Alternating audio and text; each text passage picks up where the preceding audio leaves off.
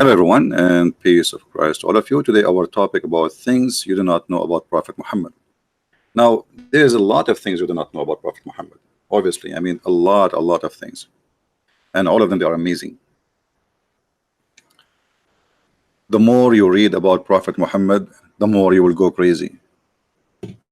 The Prophet was the most wise man. The Prophet was the most decent man. The Prophet was the most wonderful man. The Prophet was the most beautiful husband. The Prophet was the best of mankind. The Prophet was the best prophet. The Prophet was the final prophet. The Prophet said, trust Allah, but tie your camel.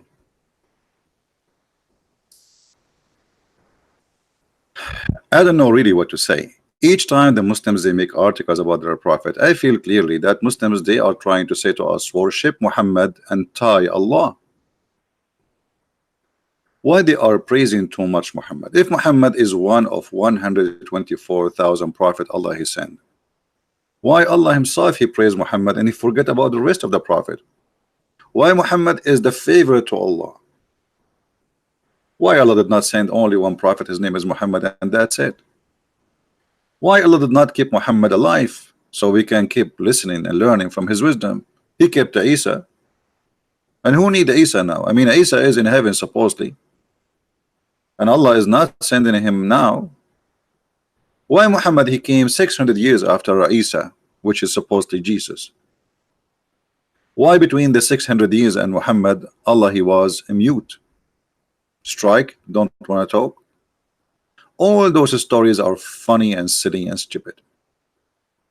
10 things you should know about the Prophet Muhammad. Some articles they have 50 things you need to know. Some depend on the writer how long he want to make it, how shorter he want to make it. But all of them they lead us to one thing, that Muslims they tie Allah and they trust Muhammad. And how we can prove that? If we show the Muslims something written in the Quran and something said by Muhammad, which one they follow? They follow Muhammad. Why? Because Muslim they tie Allah and they trust Muhammad.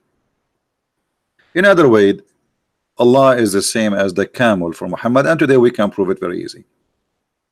But as long we are talking about a hadith mentioned by Muhammad supposedly that he said trust Allah and tie your camel, I mean I can accept this. That's okay. Well, you trust God, but you don't let things go. Don't be a fool, right? Okay. So when Muhammad Allah he sent him what is equal to a camel, but he can fly and go to the 7th heaven. His name is Al-Buraq. Allah sent him from the 7th heaven. Allah he sent this animal from the 7th heaven. So Muhammad what did tie him for what purpose? Muhammad he did tie this animal. How you tie him? Allah sent him from the 7th heaven. He did not even lose his way. This animal Al-Buraq was sent from the journey where it's coming from the galaxies, beyond the galaxies, coming to the house of Muhammad.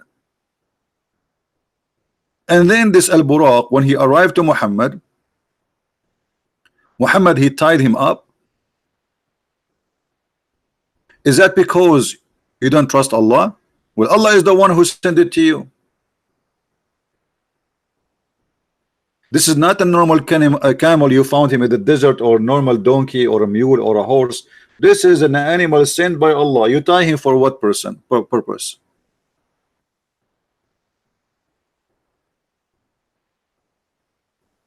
Here you notice that Muhammad he do not know even how to fabricate a lie. He is so silly and so stupid to the point even his lie is not even good for kids. You know, we have God, he sent me an animal from God knows where, millions of billions of miles away, and then what? I tie that animal in the wall, and that as long this animal is so powerful to the point he can go out of the zone of the earth.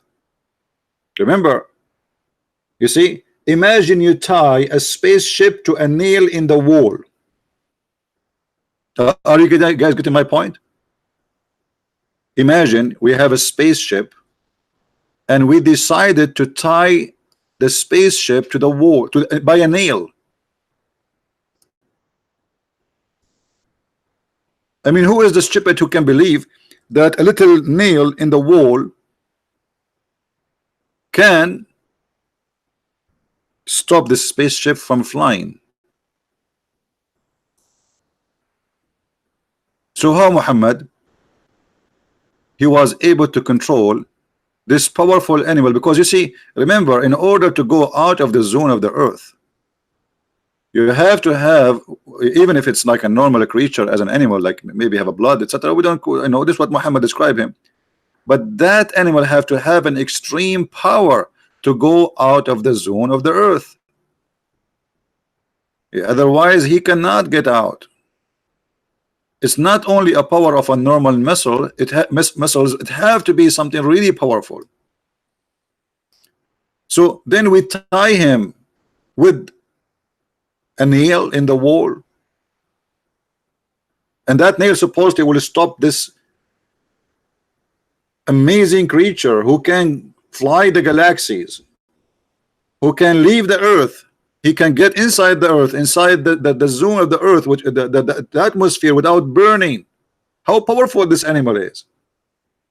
Yet Muhammad is tying his animal with a nail in the wall.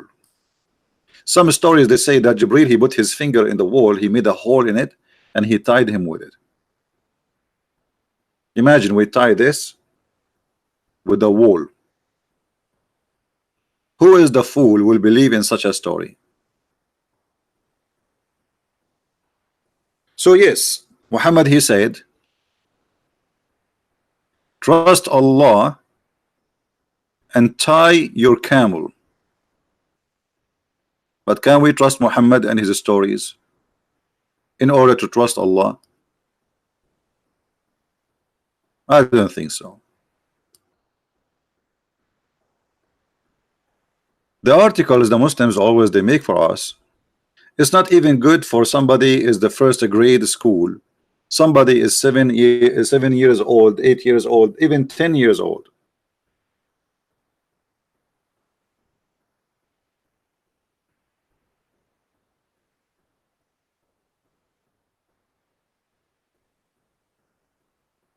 Have you seen video posted by Sanihu? I mean, this guy is just a, you know, this guy, he need to make 1,000 video about my video in order to fix what happened to him.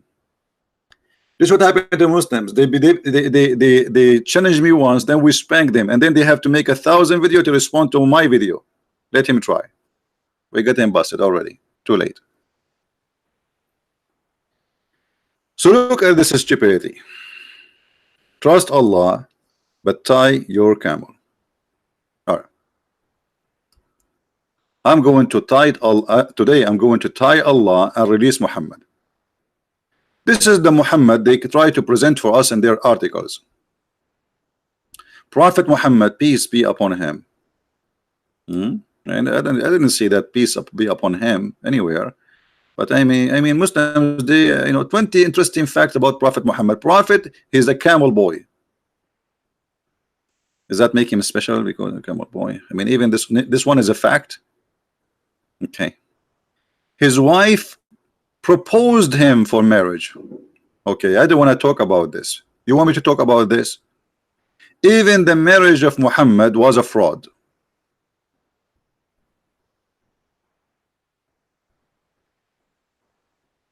Even the marriage of Muhammad was a fraud. Let us get some reference so people will not say we are making things up. Khadija, she proposed to marry him according to the Muslims.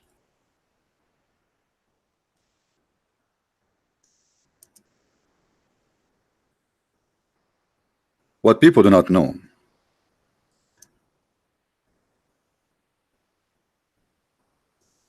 that Khadija was a lot older than Muhammad. And Muhammad was from a bad family with bad reputation. So in order for Khadija, the old woman who's trying to get a younger man, a lot younger, she could not convince her family to accept this man who she want to marry. And why she want to marry? He is young, working for her. He was subdued. She ordered him. He do everything. Perfect toy. And here we need to ask ourselves a question. When Khadija, she proposed to Muhammad, What happened next? Let us see the story, and I want you to be the judge. How a person like this can be considered a prophet of God. And I will not show the story from a Christian resource. I will show it to you from Islamic resource, as usual. This is the book of Musnad Ahmad. Let us show it in the screen. I was just picking up the reference. The book of Musnad Ahmad, Imam Ahmad. And by the way, Imam Ahmad, when the Muslim want, he is strong. His hadith is strong. When they want, he is nothing. He's stupid. When they want, it's up to the mood, you know, up to what you are showing us. If you are showing us a story like this, we will reject it. Hadith number 242846. Let us show the whole screen so everybody can read, in case there is somebody who speaks Arabic. حدثنا أبو كامل حدثنا حماد بن سلمة عن عمار عن بن أبي عمار عن ابن عباس etc. that the Prophet رسول الله صلى الله عليه وسلم ذكر خديجة وكان أبوها يرغب أن يزوجه. أبوها, read carefully guys. Ibn Abbas reported from that the Prophet of Allah, he mentioned Khadija, and her father, he will not accept him. فصنعت طعاما وشرابا فدعت أباها وزمرا من قريش. So she made food, drink, alcohol, and she invited her father, and this is obviously, that's mean that Khadija, she is a growing, very old woman, live by herself. She do not need her daddy to live with him, but still this is a tradition that the family should accept. So she made food, drink, and she invited her father and people from Quraysh. They ate فطعموا وشربوا. They ate and they drank. حتى ثملوا, until they got so drunk. فقالت خديجة لأبيها إن محمد بن عبد الله يخطبني فزوجني إلى إياه فزوجها إياه. Muhammad, he's asking for my hand. The guy's drunk now. I have no idea what he's saying. Muhammad, he want to marry me. Please let me marry him.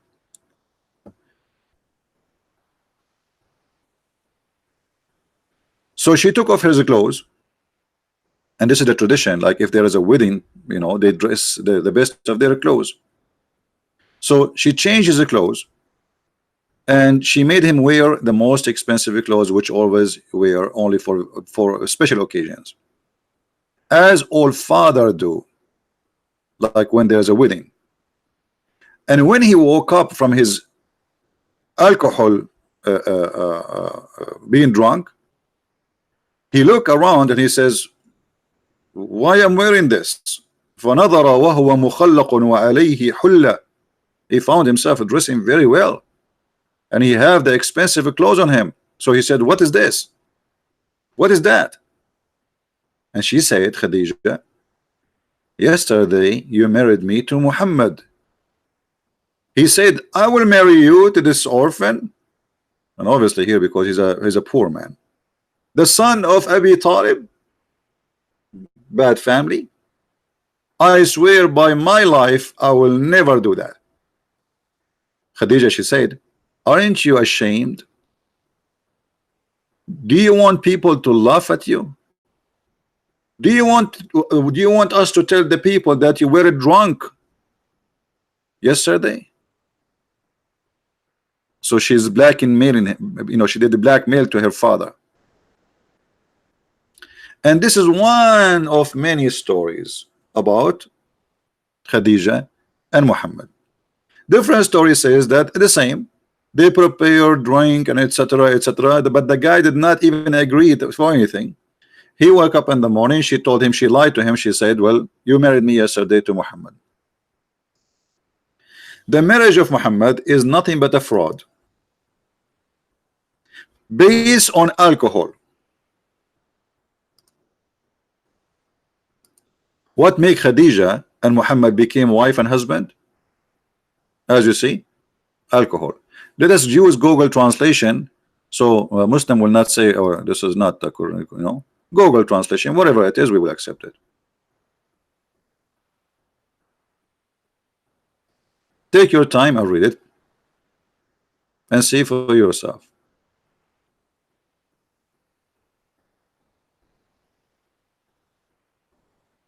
She drunk him. She made him a drunk, so he is not aware of what he's saying, what he's talking, and what's happening around. The guy, he woke up in the morning, he found himself suddenly became the father-in-law of Muhammad, and Muhammad in the bed of Khadija already. This is how Muhammad started his prophethood life, by fraud and by alcohol. Can Muslims say I'm lying?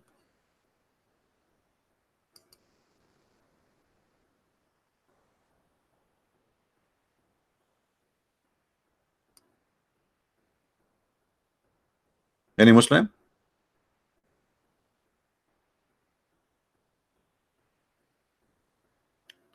So the first thing we do not know about Muhammad, that he is willing to marry a woman she is a lot older than him just because she is rich.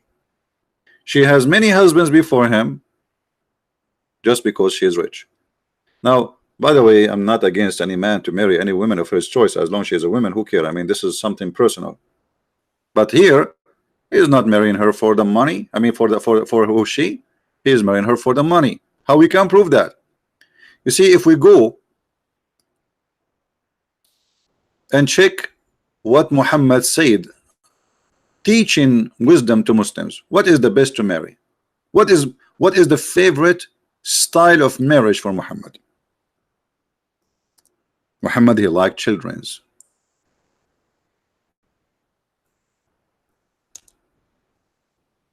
He liked children's in the bed. He don't like women who they are old.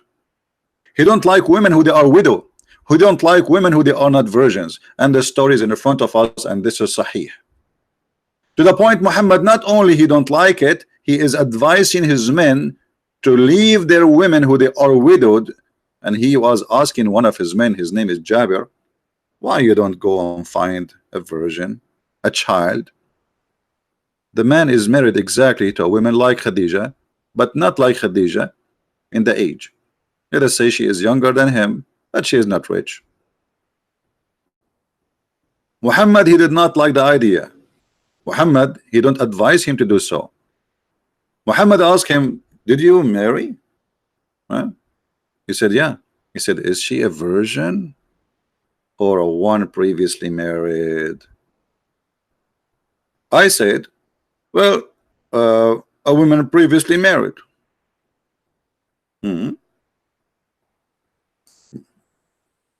What a prophet of God should say to a man like this, who married a woman and he's happy with her? What the advice should be? Good for you, right? I wish you good luck. Muhammad, he don't concede with such a marriage. This is a very bad idea to get a woman she is previously married for Muhammad. So look what he said. He asked him, a virgin or a one previously married? Here you will see how savage Muhammad is. Imagine I meet a friend and he said to me, I got married.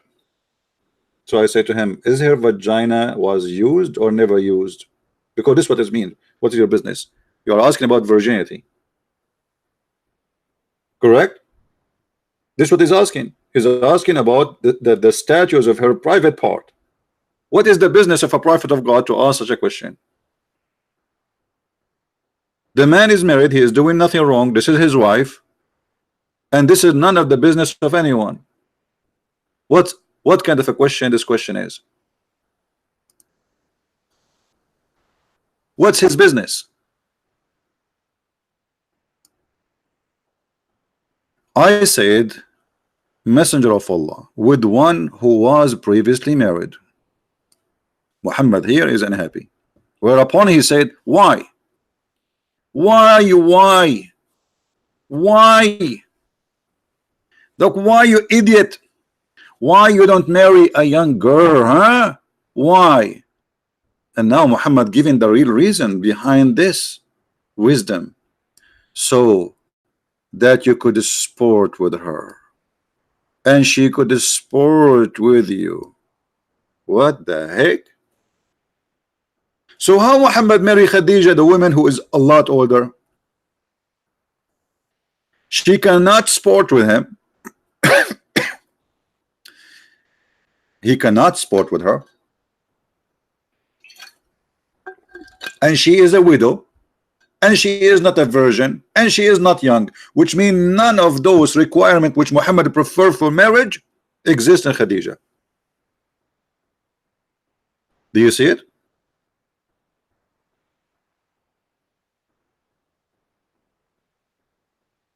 Do you see it, guys?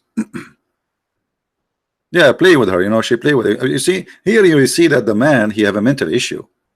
I mean, he is asking the guy to go and get a child, and what is the fun? That's fun. The children are fun. You know, you play with them. So for Muhammad, having sex with a child is fun. Is not a child abuse. Is not a rape. Is not being perverted.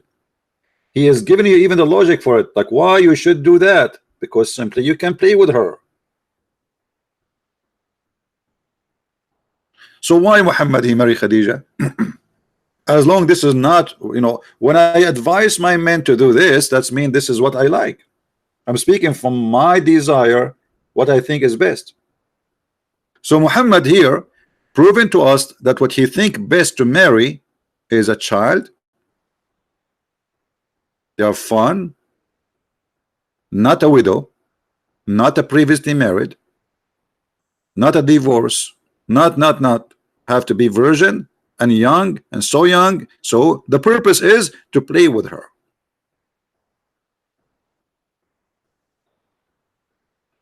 So why Muslims do not know, and why the Muslims don't tell us in their article they make that the Prophet was, number one, he was a perverted man. Number two, he's deceiving, because by saying to the man to do this, he is deceiving and he is destroying his family. The man, if he listen now, he will not like this woman no more. He will go home and says, get lost. I'm going to find a child. She is 6 years old like the Prophet. So what the Muslim they say to us about the Prophet is far away from the ugliness of this guy. They worship him, so they praise him, and they say things which is far away from the truth. And the first thing he will notice about Muhammad, that not only he is not wise, not only he is perverted, not only he is evil, because this is evil. When you go between a man and his wife, his marriage, trying to destroy it, you are being evil. A man is happily married with his women, and this is why actually he is rushing to go back home. Why you are involved, and what's your business? For he is acting as the devil. This is the devil whispering to you, says, why you stay with this woman? Go and get someone. She is young, she is a child. And then Muhammad, he got the answer from this guy who was showing Muhammad that you are being stupid now. The guy, he said to him, well, you know what, my brother, he died fighting for you, and he left me 9 children, and I cannot marry another child to be my wife. I need a woman to take care of them. Do you see the story? The man, he gave him the reason why he did marry a woman, not a child. He said, my brother, he died as a martyr in Uhud, which means he was fighting for Muhammad, and left 9 or 7 daughters behind him. Therefore, did not approve the idea I should bring a girl like them. A girl like them. Muhammad is asking him to marry a child, an orphan, like the orphans. He have 9 children in his house, and he needs someone to take care of them, so he marry a woman. So Muhammad, he said to him, or the guy, he said to him, but I preferred to bring a woman. Obviously here we see that this is a woman. Muhammad is asking him to marry a child. So we cannot marry just a girl. We need a woman to take care of those girls who they are little children's. I cannot just get another girl in the top of the 9 I have who they are children's. I need a woman to take care of them. What more proof we want from Islamic books, or we need to prove that Muhammad is an evil person? And then Muhammad, he did not concede. He keep talking. Look,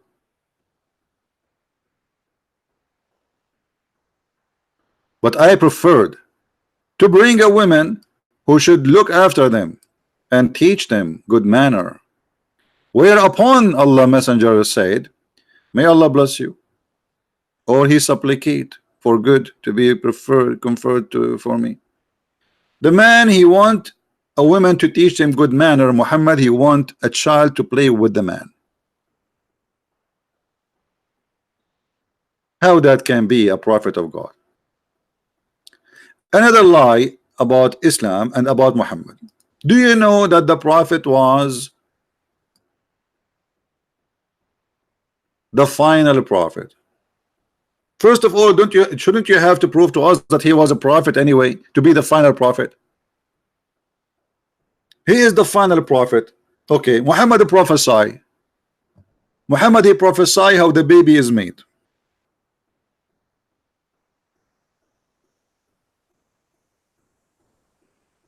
How the baby is made. This is the prophet, the final prophet, the last prophet, and this is what Allah told him, that the one who have orgasm first, the baby will resemble him. And here resembling not only mean the look, it mean male or female. Is that the prophet, the final prophet you are talking about?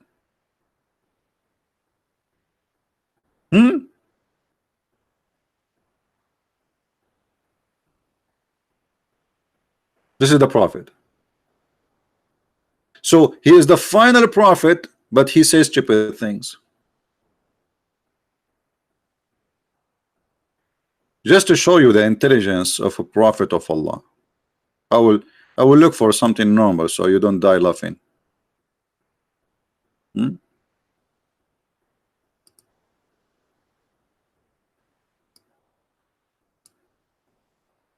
He heard Ibn Umar narrated that the prophet said, we are an illiterate ummah. Ummah mean nation. This is how funny the Muslim translation. We do not use computation, and the math is like this and this and this. We don't calculate. We do not know how to calculate. And for us, the math is like I use fingers. They use fingers to calculate the math. This is the math too. This is etc. So Allah, he chose an idiot of the village between the other idiot, so he can teach the mankind how to be idiots. I mean, obviously this is a perfect choice.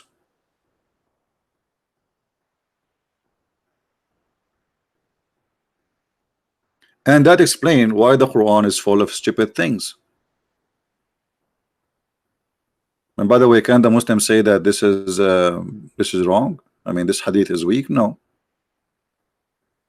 And that explains all the funny stupid stories Muhammad he come with, which obviously does not come from someone have a little education. He must be really, even the Pink Panther will not do that.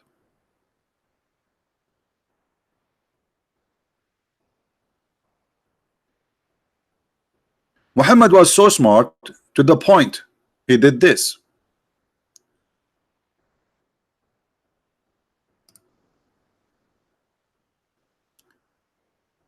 Let us see.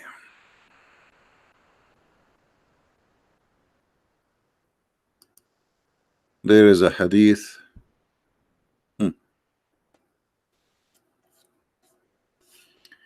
I was with the messenger of Allah while Maymuna was with him. Those are the wives of the Prophet. Then Ibn Kulthum, or Maktoum, sorry, came. Ibn Maktoum is a blind man. He is a blind man. This has happened when we were ordered to observe the veil. The Prophet said, observe the veil from him. We asked, oh, messenger of Allah, but isn't he blind? Unbelievable. Genius. I mean, this is really a genius. He's asking his wives to cover themselves because a blind man coming home.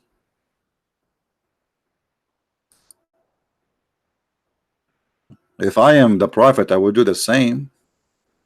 So the wives, they got the Prophet busted, and they said to him, what?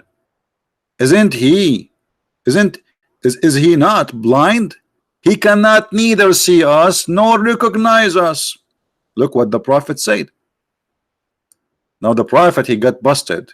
He looked like a fool, but he will not concede with this. So he have to give an argument, you know, to show them I'm not stupid. He said, are you both blind too? What? Do you not see him? What? Muslim women are not allowed to see anyone based on this.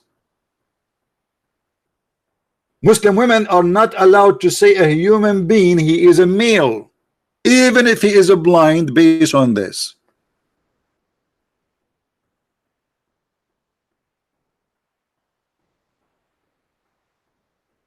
But remember, the veil is to covering yourself. Still you can see. He did not say like he said just cover yourself, which means put extra clothes in yourself, veil yourself.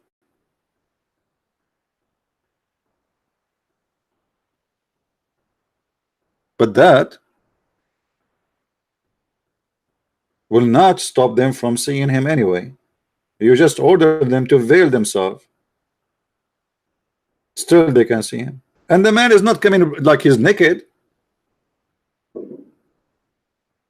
Can a Muslim woman see a man walking in the street?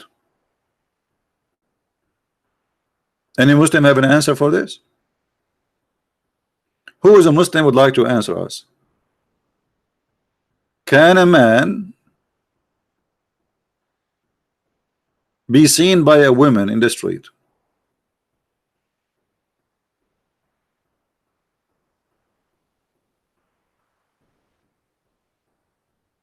Dr. Zain Khairallah Yurid al-Hiwar. Okay, well, if he want to call me, he can call me, no problem. Let me open my Skype.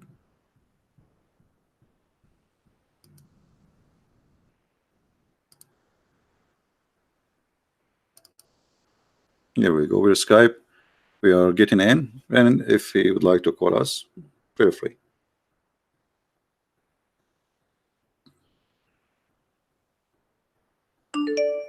Here we go.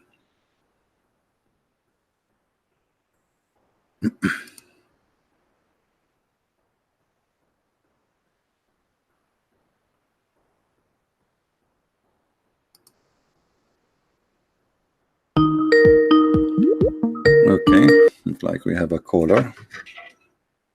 Hello? Hello? Hello? Yes.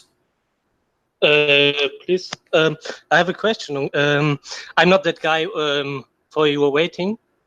Okay. Just 2 minutes, okay? I'm not a Muslim anymore, but I live in the Western countries, and tomorrow I will meet with some Muslim people and Christian people, and we will discuss topics. And if they, also I listening to your program since 7 months, and if they say anything bad or stupid or lie, I will refute that what the Muslims say. So I want to ask you whether you can say, show me your references, your home pages which you use, so I can show them.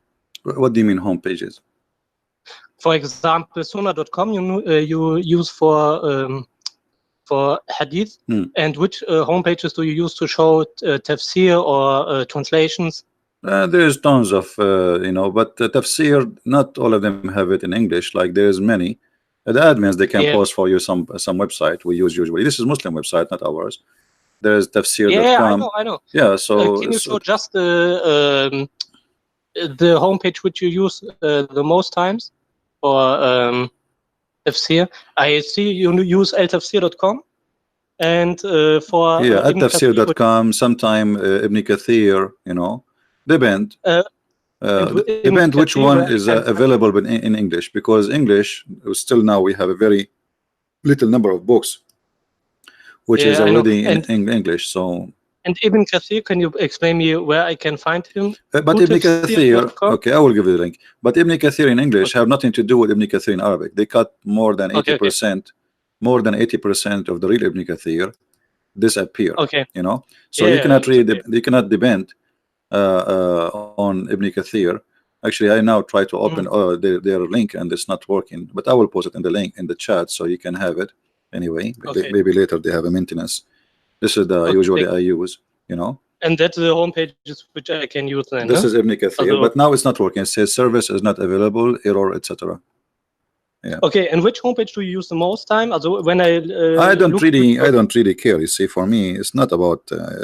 For me, sometimes I need the English, so people will not say I'm making things up. So if we can find something in English, But you always use searchtruth.com for translation, right?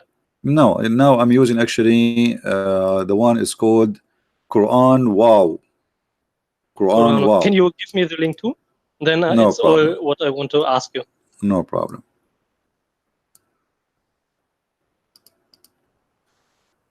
Here we go. Anything else, my friend? Thank you. No. All right, thank you very much. Okay, then I don't want to disturb anymore. Okay, thank you. Bye. All right. Do we have any Muslim want to say something? Where is the Muslim doctor? He want to call me, he said. Where is the Muslim doctor? He would like to call me.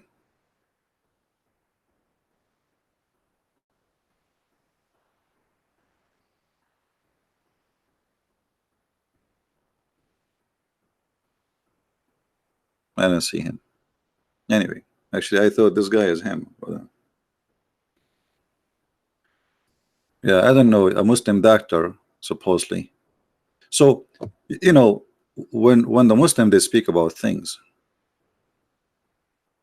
about praising Muhammad, how amazing he is. Obviously, Muhammad is not even qualified to be, I mean, this man is weird, and he is not smart, and he's far away from being a teacher for anything.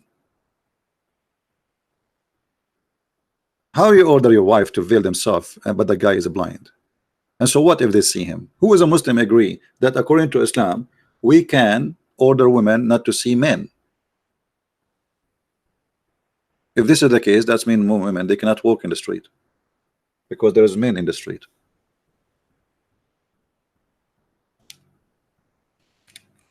How in the world we can accept such a thing to be coming from God?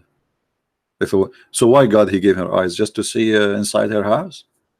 Should we jail our women inside the house? Actually, this is what Muslims do in many countries.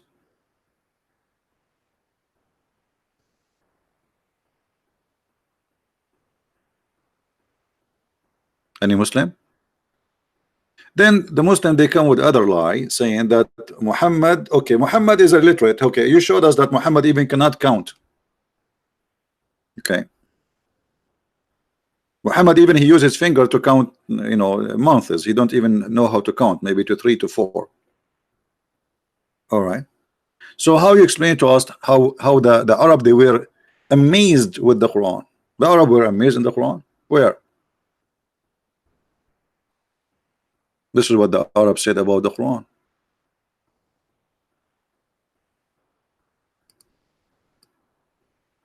The chapter of Al-Anbiya, verse number 21. Each time Muhammad he come to them to speak about the Quran, his ideas of God, the revelation which he received from Allah? What they say to him?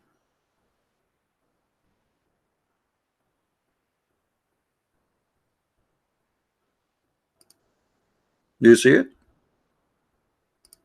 They say, this is nothing but stupid things. This is nothing but invented stories. This is not even a good point. What about you give us something solid as a miracle? This is nothing but this is nothing but copying from old stories from the old ancient people. We heard this before. Why you don't give us a miracle? Let him bring us just one thing of those is given to before him. So why people before him, they've been given a lot of things which is amazing, and this guy, he have nothing. Here we go. They heard the Quran. They are laughing at the Quran.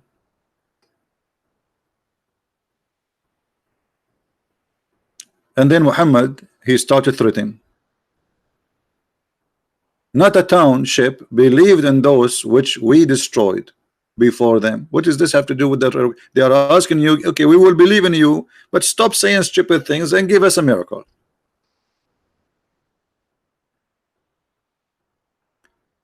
And then Muhammad, he want to prove that he's right. He said to them, go and ask the Christians and the Jews. What the Christians and the Jews have to do with you? And we sent not our messenger before the others than the man whom we inspired. Ask the followers of the reminder if you know not. Okay, how you say that the kuffar, the follower of the reminder, they are corrupt, they are bad, they are liars, and now to prove yourself you say ask them.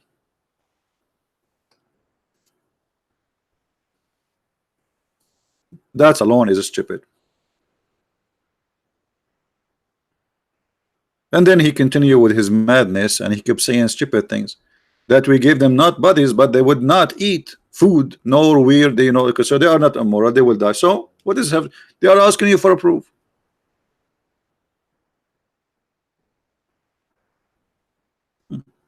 He started threatening God will do this to you and God will do this to you. Oh, what they are asking you, give us a proof. And then because he mixed things up, suddenly he speak about himself having a partner, a woman, to have sex with her. Had we, if we had wished to find a pastime, in Arabic is the word lahu. Lahu is a female for sex, for fun. We could have found it with ourselves, not our presence. Okay, what does have to do with the topic? We created not the heaven and the earth to play. No, you did. Isn't the Quran says, we created not a human being and genie except to worship me. It's just for your fun. So if you read those verses, you will see that this verse have nothing to do with this verse, have nothing to do with this verse, have nothing to do with this verse.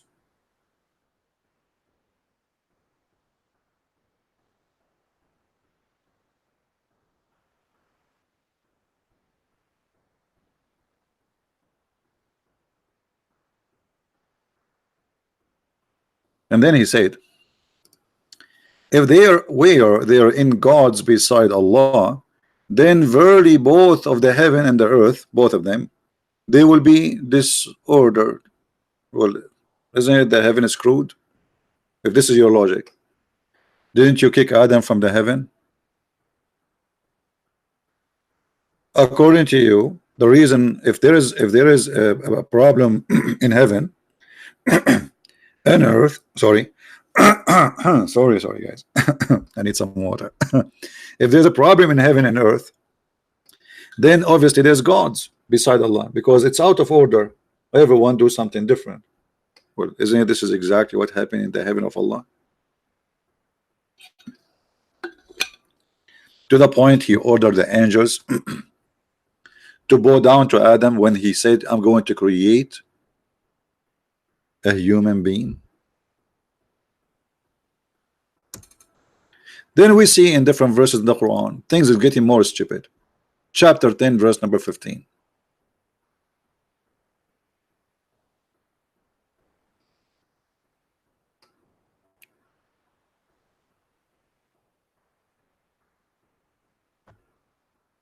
If you read the story here, you will see that how Muhammad is confused and how much he is collecting stories from people before him,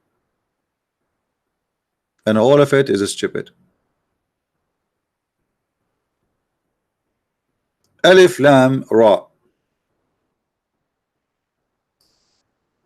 Muslims here translation saying those are verses of the wise scripture. What does that mean? By the way, this is not in the Quran. This is in the Quran. Alif Lam Ra. Muslims do not know what is that. Everyone he guess. Why? Because Muhammad was copying from a book written by Waraq ibn Nawfal, who was translating, making a headline from the Aramaic people. And then you will find that each time Muhammad he speak to people, they say this is not but sorcery. This guy is obviously he's possessed. This is what the Arabs see or saw on the Quran. And then Muhammad he proved to them that his God is a true God. He says Allah he created the earth in 6 days, and then he established himself upon the throne.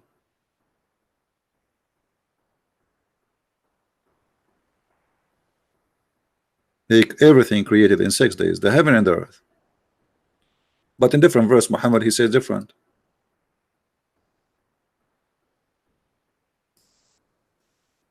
Proving to us that Muhammad is not only non-consistent in his statement, he is stupid. Allah created the earth and the heaven in 2 days.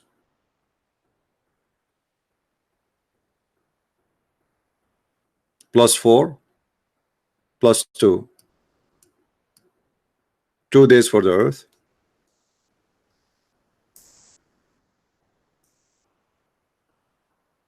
Do we have any Muslim want to say anything?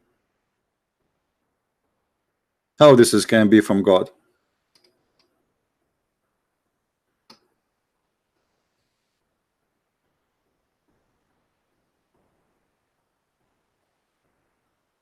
How this can be from God?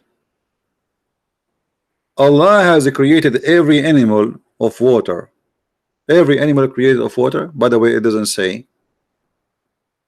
what they claim.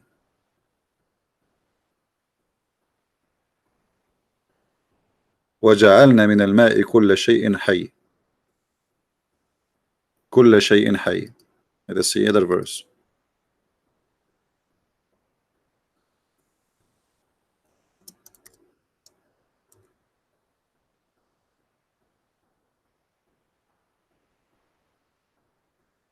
Always you have to be careful with Muslims translation.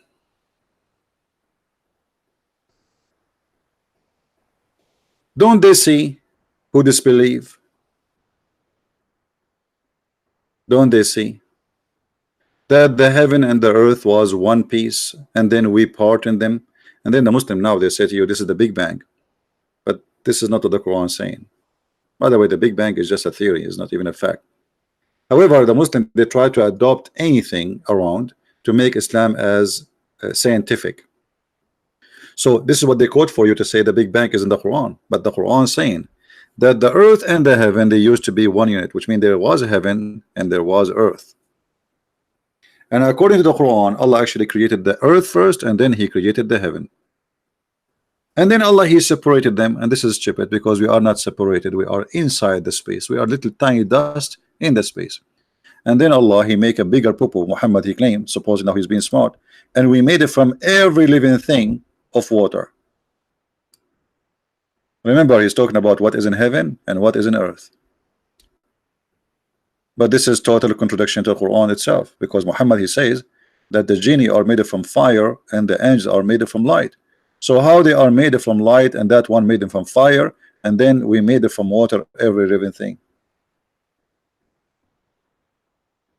A total stupidity. We have placed on the earth mountains so the earth will not shake on you. The earth is like a flying carpet, and the earth sometimes shake.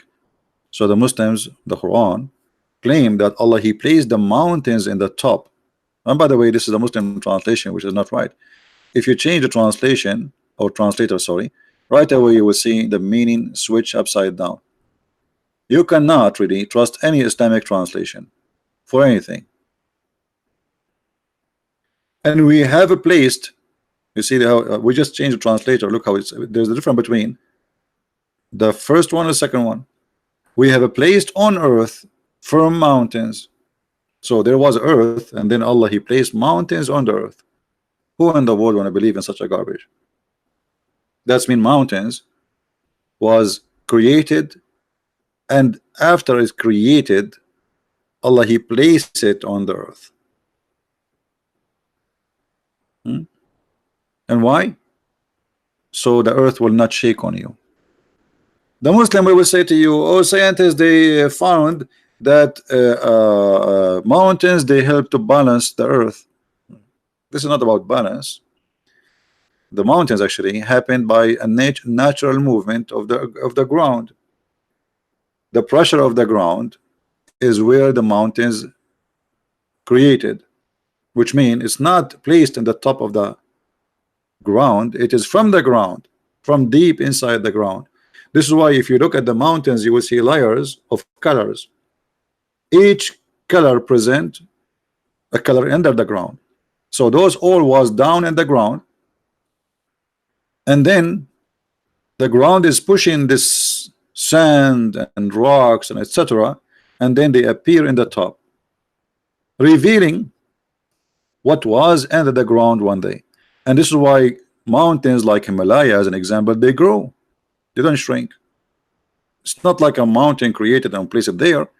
This mountain is growing by size, by height, because the ground, the earth, push more, release, to release the pressure.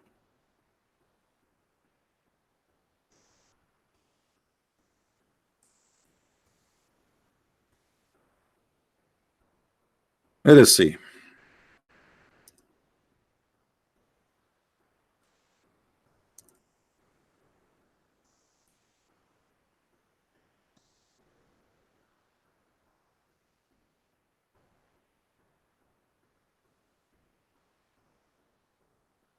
Just to look for a picture so we can show you a little bit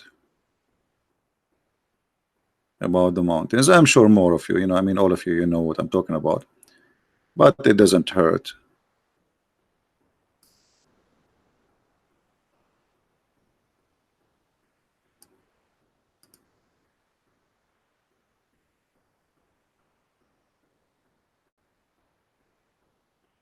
I'm just trying to find a clear picture so we can use as an example.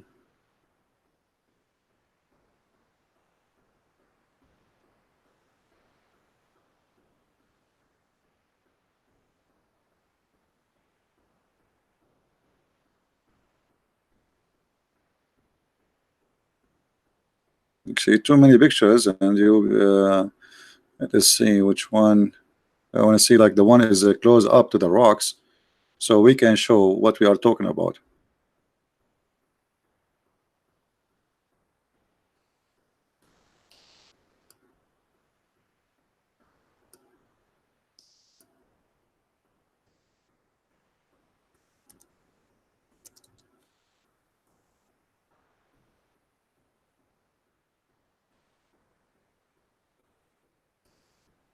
Maybe this one will do.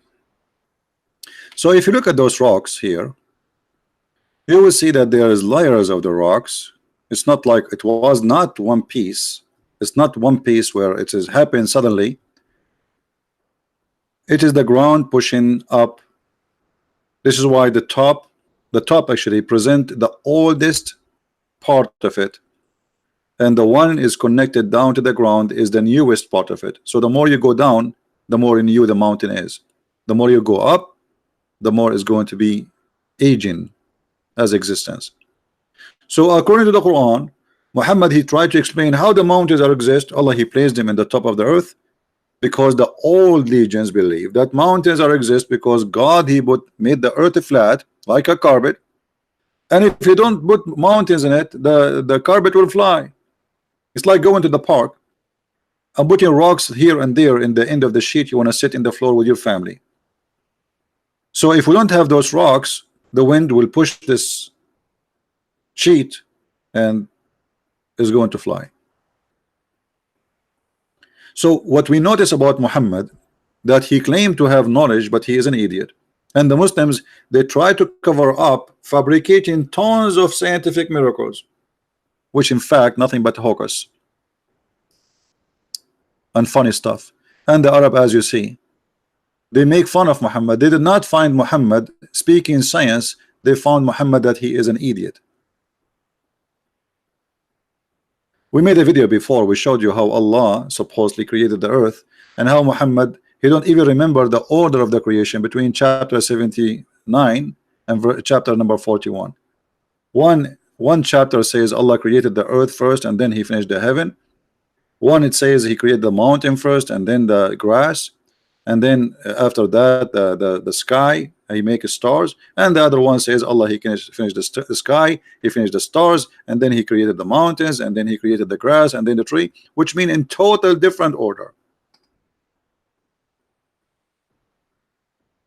So what do you not know about Muhammad? That Muhammad is always under the influence of legends and lies he heard from people around him at that time, because people, they were naive.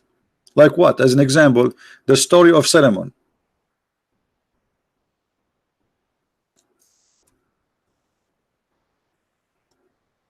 Solomon, he was going in the valley of the ants. Valley of the ants. Who in the world will believe in such a thing?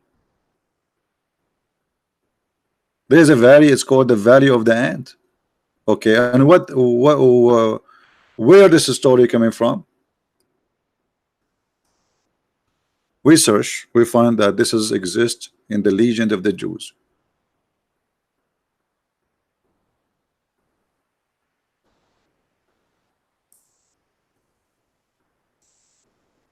There's a chapter in the Quran, actually. It's called Chapter of the Ants. Suleiman, he have an army from chickens, from turkey, from a sparrow, from a human, from genie. He have a three kind of army: human, genie, and birds. Do you need really to be genius to find out that Muhammad, obviously he's a liar, and he adopted the stories of the fairy tale and he make it as God saying to him? Allah, he taught Suleiman the language of the birds. Okay, why Allah taught Suleiman the language of the birds? Because he have an army of birds. Hello? How the guy will give commands to the birds? How you have like a 1 million chicken and you want to order them to attack a Christian prince? What you will say to them? You have to say like bok, bok, bok, bok, bok, bok, bok, bok. So he have to speak to them.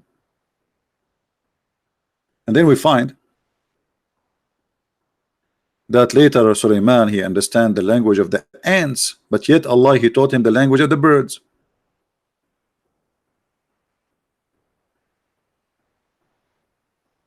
Somebody asking question: I had an argument with a Coptic. Suppose preaching against Islam is not Christian, so do nothing.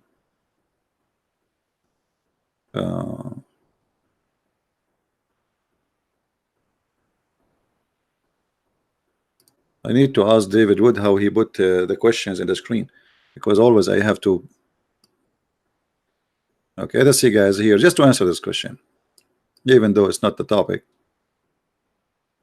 I had an argument with a Coptic. Supposedly preaching against Islam is not a Christian, so do nothing and be a victim is being a Christian. How do you empower Christians to do more? This is needed. Needs to own its own bid.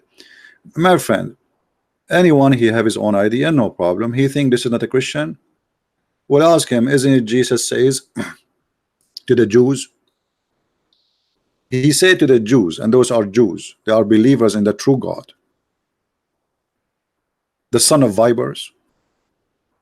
Didn't he debate with the Jews? Didn't he flip the tables of the Jews in the temple?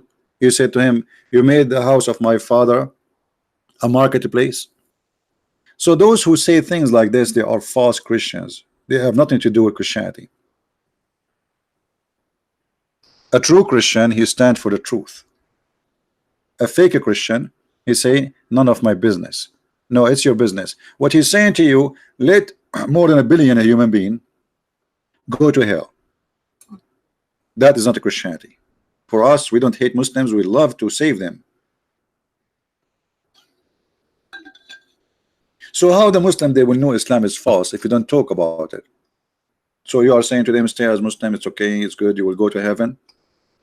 Isn't it the Bible says the one who denied the Father, the Son is an Antichrist? So my friend, don't let those people fool you. They are liars and they are fake and they will go to hell. Yet they claim to be Christian. Because a Christian who don't bring people with him to heaven, or he do nothing during his lifetime to bring people to the true belief, he is a false Christian. This is why Jesus said, not everyone says to me, Lord, Lord, will enter the kingdom of my Father, but the one who do his will. So those are doing his will by saying Islam is okay.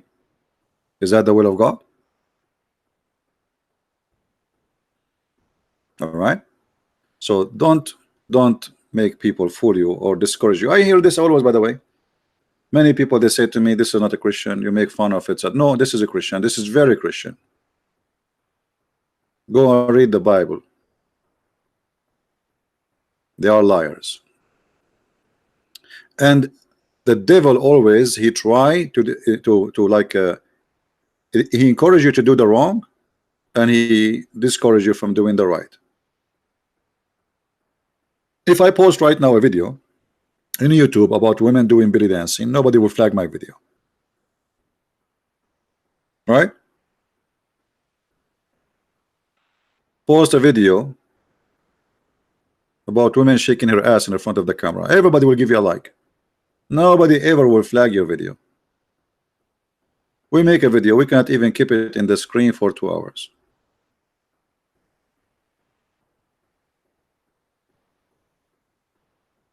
Because simply we see the truth. And this guy is no Coptic, he is no Christian. Now, let's go back to our topic. As you see here, the story in the Quran alone, in this chapter alone, proving Islam to be false. Who in the world would believe that this story happened to Sulaiman? Flying carpet. Flying carpet can fit for 600,000 chairs and all his kingship equipment in the top of it. Sulaiman, he reached the valley of the ants. This is a wise prophet, he is teaching this. If Muhammad have little tiny wisdom, he will never accept to add this to his Quran. And here, remember, the Muslim, they say that this is not Muhammad talking, this is Allah, which means Allah himself is an idiot if Allah is exist. Who wanna believe in this garbage? Who is a Muslim here believe that Sulaiman, he went to the valley of the ants and then he heard an ant saying to the other ants, hide, otherwise Sulaiman will crush you? Who believe in this?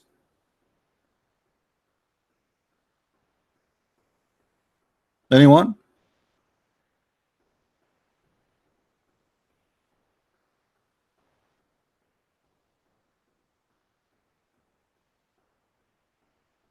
Who is a Muslim in the chat? He would like to say, I believe in this. As I know, and look you guys, by the way, this is the Muslim translation, not me. And Sulaiman or Solomon, he was laughing at her speech, but ants don't talk. Ants are deaf, mute, they have no hearing, they have no ears, they do communicate either by vibration or by chemical.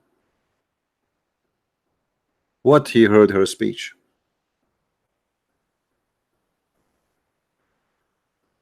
And what make it more hilarious, that there's a billion ant, only he heard one. And by the way, once a Muslim, he you know, I spoke to thousands and thousands of Muslims. He said to me, okay, Christian Prince, I have a question for you. I said, what? He said, does it say in Arabic here, قالت نملة, which means this Namla is a female?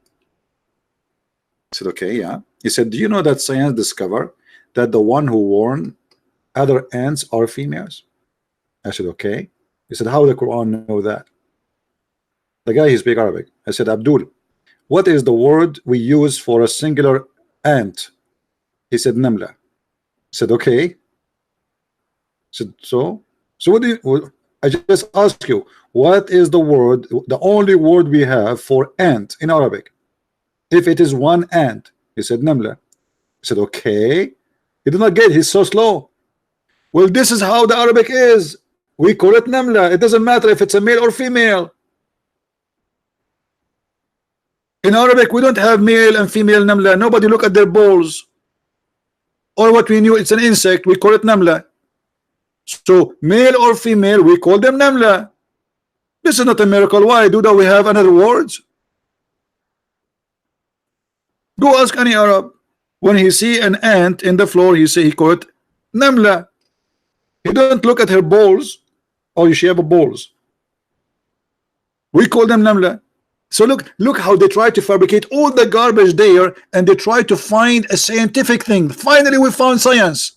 Do you know that the one who warned is a Namla, is an ant, female? It doesn't say that, my friend. This is the word in Arabic, and this is how we use it for centuries before Islam.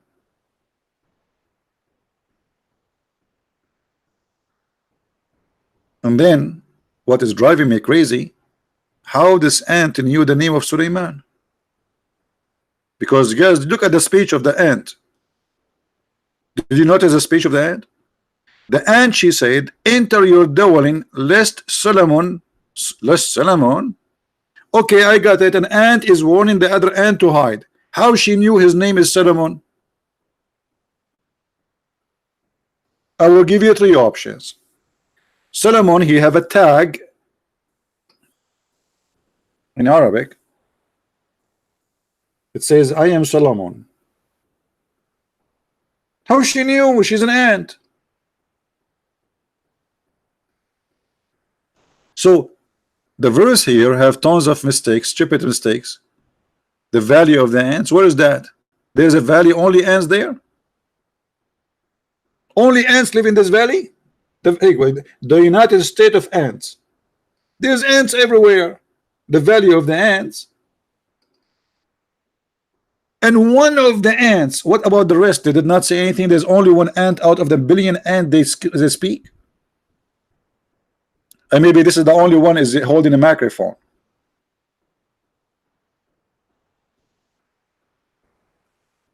And as long as Suleiman, he can hear the sound of an ant, which is a mute, I feel sorry for Suleiman, because how many sound he hear for all the insect around him if they are making noise? This guy, his ears must be really crazy. And then the story continue. Not only an ant talking, and not only he is laughing at her speech, which is very stupid. Then Suleiman, he checked his army of the birds, and he saw among the birds, and he said, how is that? How is that I don't see the hoopoe? Is he among the absent? The king who is checking his chickens and his birds. Have you ever heard of a king? Even Harry Potter did not come with this story.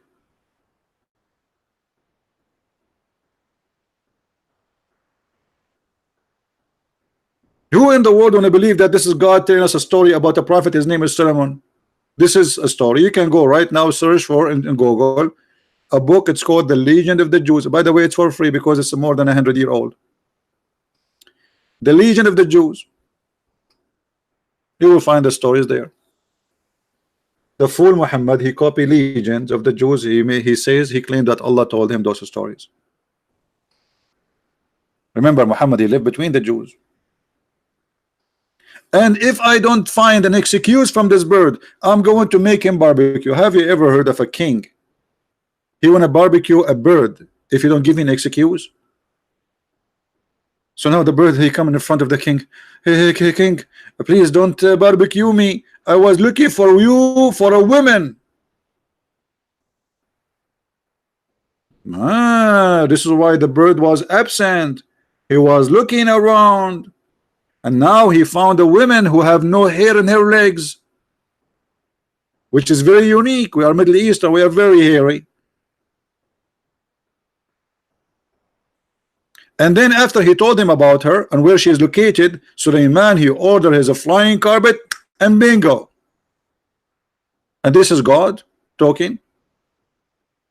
And here you will see that Sulaiman is discussing how we can get this woman. One of the genie, his name is Afrit. Afrit, by the way, he's a genie. Let me see if I can find you how Afrit look like for Muslims, how they imagine him. Give me a second, let me.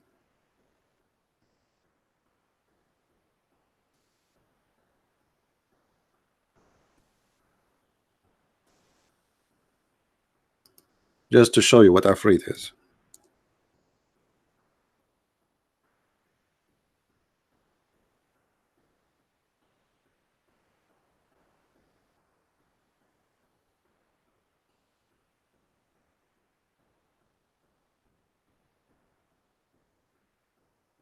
I'm trying to find the picture.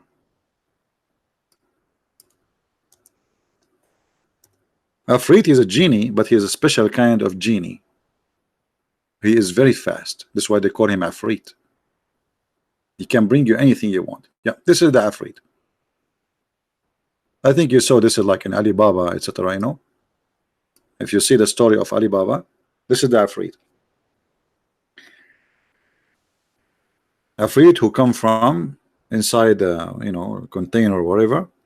So one of the Afrit, he said to Sulaiman, bingo, let me bring her to you before even you blink your eye. The Afrit says that. Yes, the Afrit, he says that. The Afrit.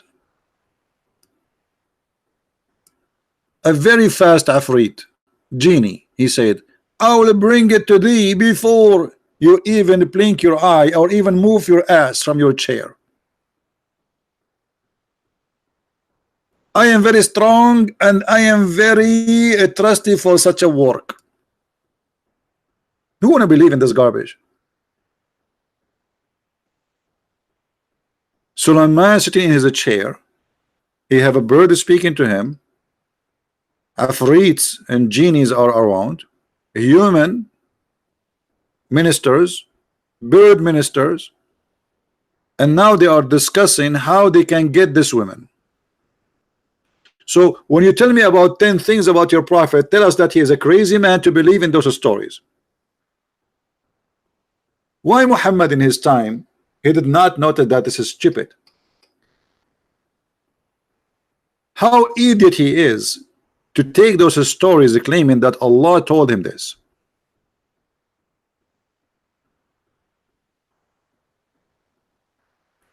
And by the way, here there is something mystery.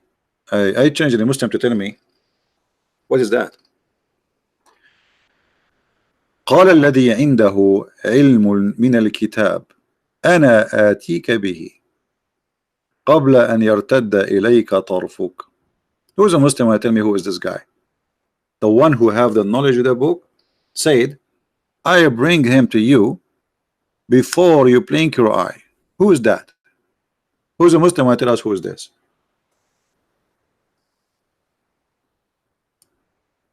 Anyone?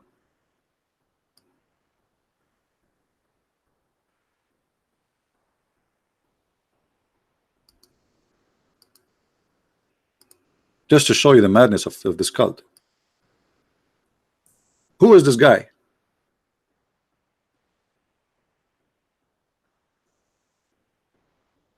Anyone knows?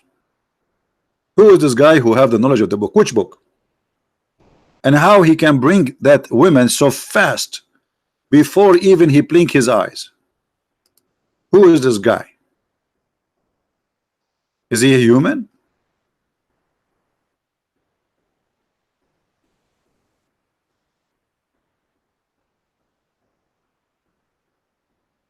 Hmm?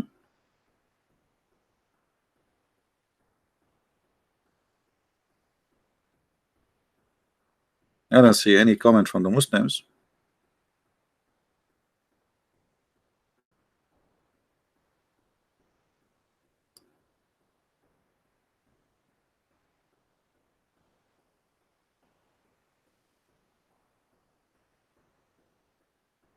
What happened? Who is a Muslim knows who is this guy who have the knowledge of the book? I'm just giving you a chance, all of you, to see that Muslims, they have no idea what is written. And what is this? The guy, I mean, what kind of a book? He says the one who have knowledge of the book, he says that. Who is that? How we will know now who is this? Jibril? No, not Jibril. Anyone? If you read the Islamic interpretation, you will get dizzy. Everyone give you his own interpretation. The edge or the end of it, we arrive to a guy, he is a Jew. And his name is Asif bin Barkhiyah. Let's go and see Islamic in English interpretation. Hold on, let us see.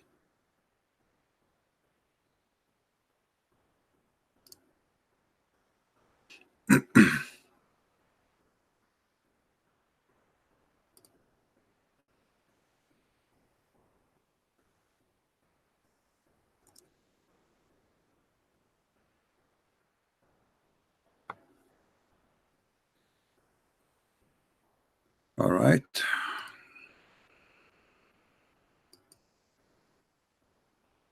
Again, this is the Islamic interpretation, not mine. I'm not the one saying what you will see in the screen. It is what they say. All right. This is the website of the Kingdom of Jordan. Find it's working today. So thank God. Usually nothing works in this website, the same as anything in Jordan. The one who had the knowledge of the revealed scripture, and this was one.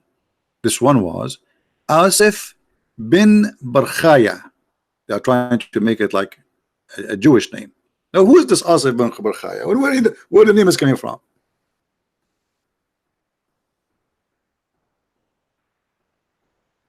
And as long as he is a person who have knowledge in the book, how he can bring the women before the guy he is even blink his eye? A righteous individual with the knowledge of God, the greatest God, the greatest name. He have, guys, this guy Barkhaya is the only one who know the true name of God. So what is Allah name then? What Allah mean? I mean, look how stupid even that. I mean, you go crazy when you read Islamic books. The only one who knows the great name of Allah is this man. Sulaiman, he don't know it. Muhammad do not know it. Nobody know it. This man, he know it. Okay, what is the name? No problem. Which when he invoked in supplication for something, it is immediately granted. Look at this guy. And this is how he can bring this woman so fast. He can say Allah, Allah, Allah. So if Solomon he do that, it's not going to work. If Solomon he ask Allah to bring this woman, it's not going to work. If Muhammad he prayed to Allah to forgive people, nothing happened. But this guy Barkhaya, if he invoke Allah, bingo. And this is how he can bring the women in the blink of an eye. He said, I will bring it to you before your glance return to you after you look of something. Like look at something, turn your eyes, you will find her. And then Afrit again, the genie. So he, the Afrit, said to him, look up toward the heaven, which he did, and when his glance returned in front of him, he found Balqis throne placed before him. Look at what happened. The guy, Suleiman, he looked up in the sky, he looked down again, he found the throne of Balkis in the front. This is the Queen of Sheba.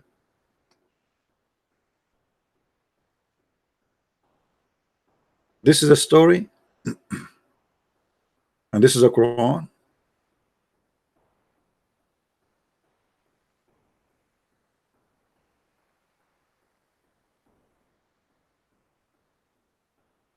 Hmm?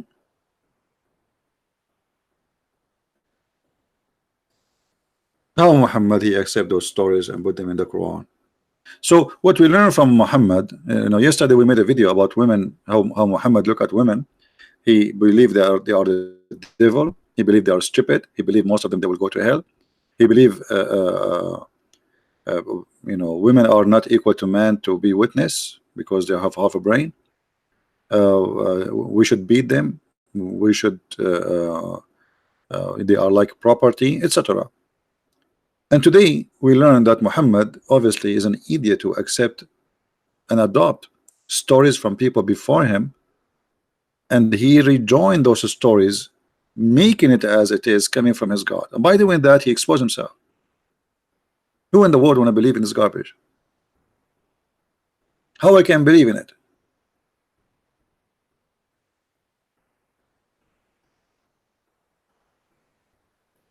And then you will notice that Muhammad not only he adopted stories before him, he's a thief. He claiming stories belong to him. As an example, the story of the 7 sleepers.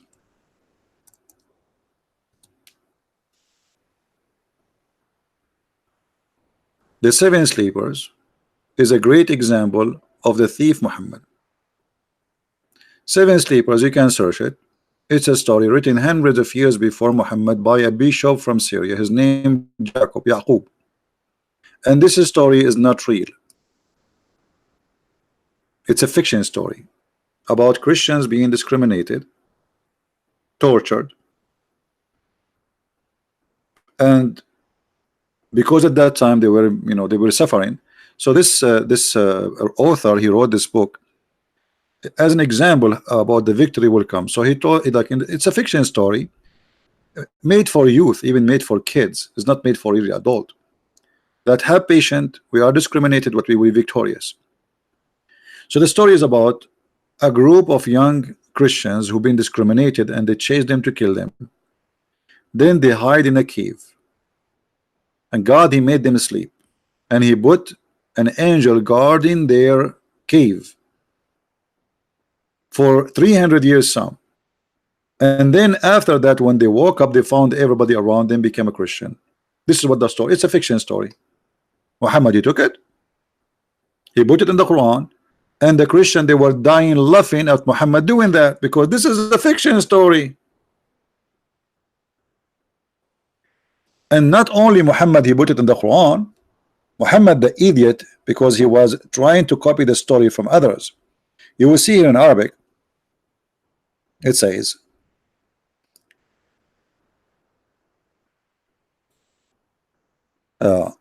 that those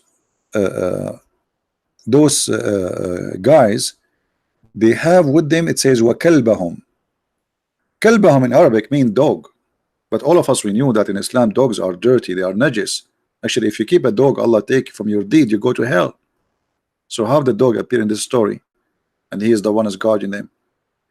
The fact is, in the Aramaic, it is kali'ahum, from the word kala'a, which means the one who their provider, the protector.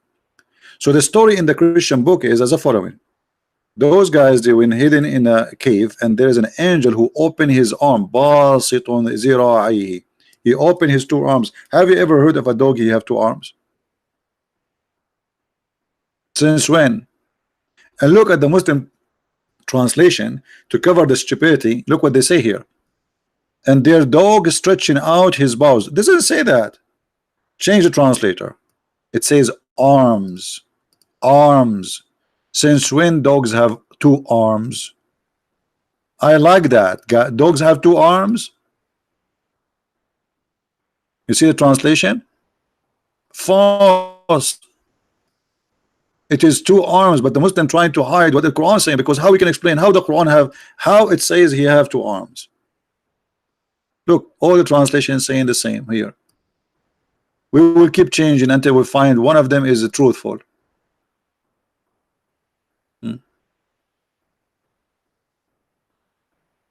See, all of them, they are lying.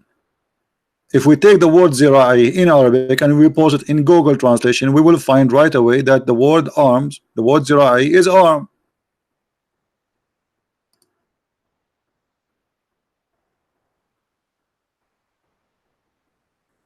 That bada in Surah 68 verse 13 does not mean after. Bada. Okay, we will go there after we finish this. You see all the translations saying they are stretching or stretching, but the fact in Arabic it says zira'i. Why? Because Muhammad, he did not understand in Arabic, the Aramaic language.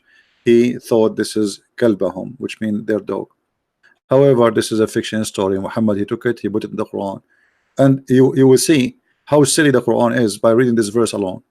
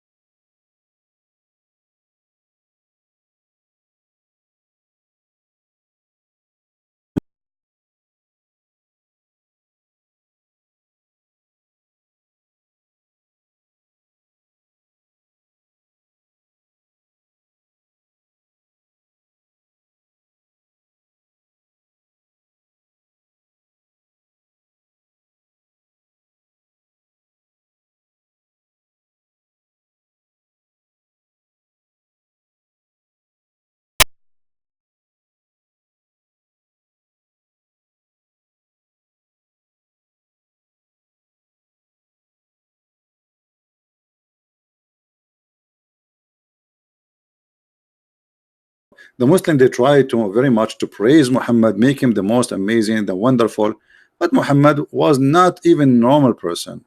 I have to agree, he was not a normal person. He was a madman. There's no question about that.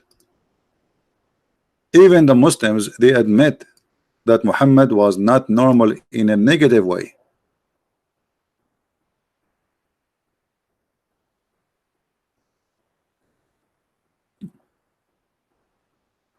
If I say to you, there is somebody he tried many times to commit suicide, what you will say?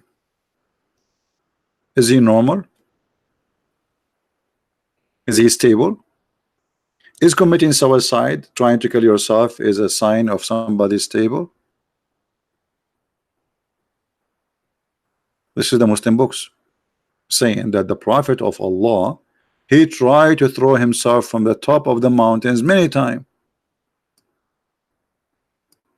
Do we really need to prove that Muhammad obviously have a mental illness?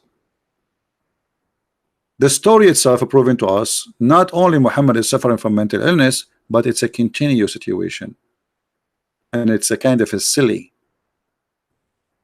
Each time, read carefully, the Prophet becomes so sad, as we have heard, that he intended several times to throw himself from the top of the high mountains. Several times. Do you see the word several times? Why Muhammad trying to kill himself several times?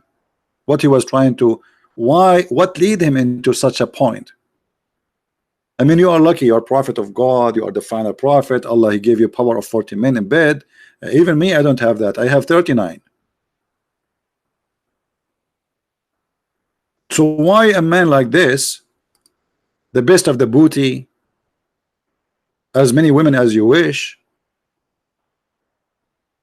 fifth of every attack, and yet you want to commit suicide? I mean, what's wrong with you? Several times, and look what happened. Each time Muhammad, he tried to commit suicide, what happened? This is Muhammad's story, remember, because he is all alone there. And every time he went up to the top of the mountain in order to throw himself down, Jibreel, again Jibreel, here we go, Jibreel is coming. Jibreel would appear before him and say, oh Muhammad, you are indeed Allah messenger. Okay, so what the reason Muhammad want to kill himself? Muhammad don't believe he's a messenger. Do you see it?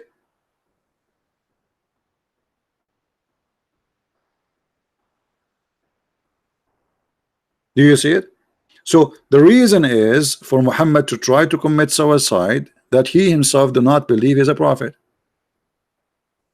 If you're a prophet, try to kill himself because he think he's a crazy and he is not a messenger. Why you are asking us to believe in him? And then after Jibreel, he says to him, you are truly a messenger of Allah. What will happen? Read carefully. Whereupon this, his heart would become quiet, and he would calm down and would return home. Wonderful. Just he told him, you are truly indeed a messenger of Allah. Muhammad, he cooled down. He was like, leave me alone, I want to kill myself, don't hold me, stop touching me, I want to jump. And Jibreel, he says, Prophet, just stop, indeed you are a messenger of Allah. And the Prophet, he looked at him, really? Yes, you can ask even the Pink Panther. Okay, so you think really I'm prophet of Allah? Absolutely, look at you. Have you ever seen a prophet of Allah? Isn't it crazy? You're just one of them. Okay, you make sense here. Okay, I'm going to go home. He go home. Second day in the morning, he wake up. Muhammad, he go up in the top of the mountain again. He climbed the mountain, and whenever the period of the coming inspiration used to become long, he would do as before. Like, what the heck with this guy?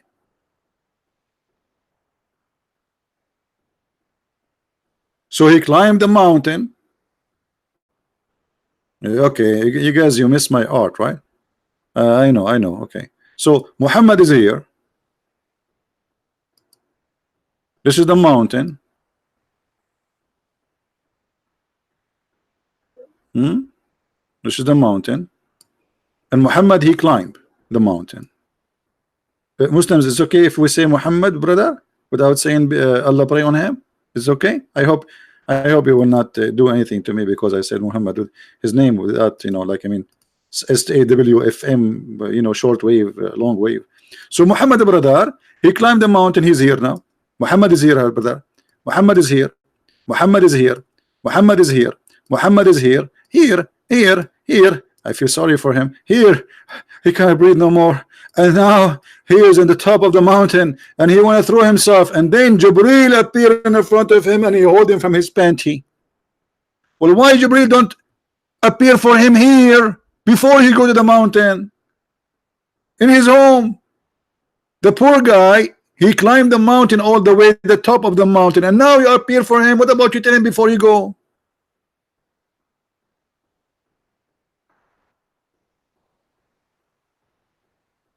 Don't you think it's too late? Why you don't stop in the front of the door of the house? You know what he's going to do. Tell him, Habibi Muhammad, you are a prophet, Muhammad. And the prophet will look at you and says, thank you, you told me before, because I was going to throw myself from the top of the mountain. You believe it? Habibi Muhammad, don't do that, Muhammad. Here we go. I told you before you go to the mountain, he'd climb all the way. I think Muhammad was trying to lose weight. So he do hiking.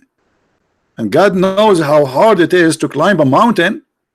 And then when he arrived in the top, Muhammad, he said, Jibreel said to him, Habibi Muhammad, don't do that, Muhammad. Muhammad, he says to him, leave me alone. Leave Brittany alone. I want to commit suicide. I'm sick of this life. I hate myself. Muhammad, Habibi, don't do that, Muhammad. You cannot even jump anyway, Muhammad. I'm holding you from your belly, but you cannot do it. Leave me alone. I want to commit suicide. I hate myself. I'm not a prophet. And then the angel, he says to him, as same as before, he says to him, truly, truly, you are a prophet. And this is how you convince him as a prophet, just by saying to him, truly, truly, you are a prophet. I mean, how easy it is. You say to a guy, truly, truly, you are a prophet. He became like, okay, I am a prophet. Okay, I believe you. A second ago, he was going to kill himself. A second after, just because you said to him, indeed, you are a prophet, right away he said, okay. Okay, why you don't remember that yesterday you told him the same? Why second day is doing it? So either you have to admit that Muhammad is a madman, stupid, or he is fabricating the story. You tell me which one. Master Harun, you want to call me? Call me. Who's holding you? Do you need invitation? Any Muslim can call me. You are welcome.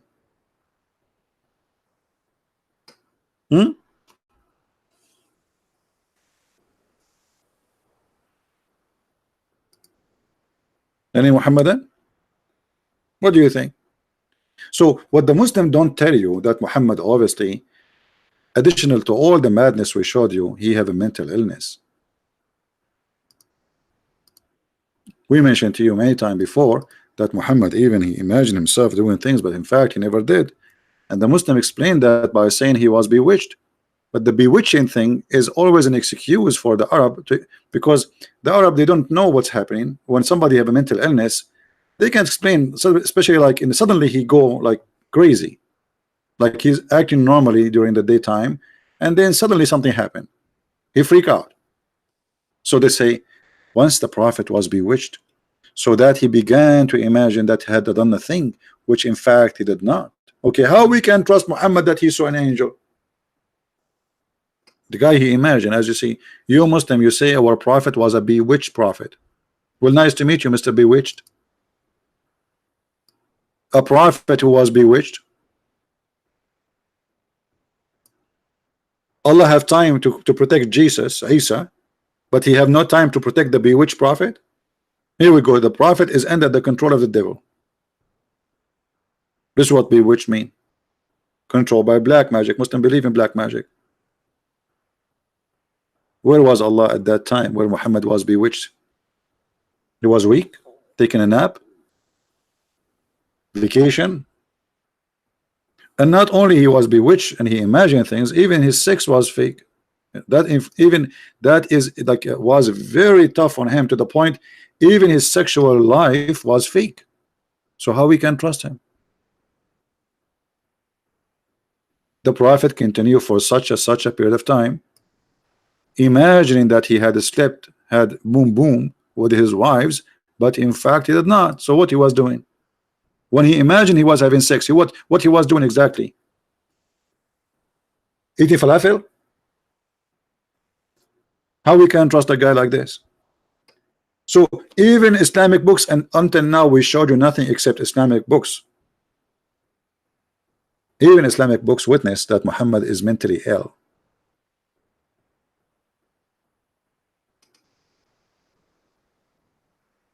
The Arab, they call Muhammad crazy too. But here you see, I can say to somebody crazy, and it doesn't mean really he is. But all those things you added together with calling somebody crazy, it makes sense he's a crazy. Yes, he is. All those verses saying Muhammad is a majnoon.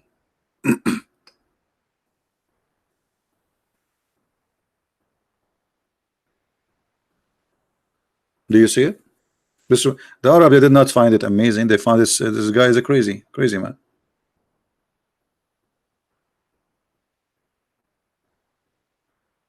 Do you see it? All those verses. He is a majnoon. He is a madman.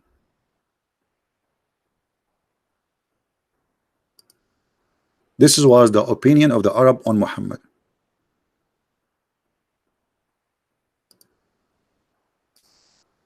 All those verses. Nobody saw him as a wise man. Nobody saw him as a decent, stable man. They saw him as a madman. And the Muslims agree. Muhammad was bewitched, according to them.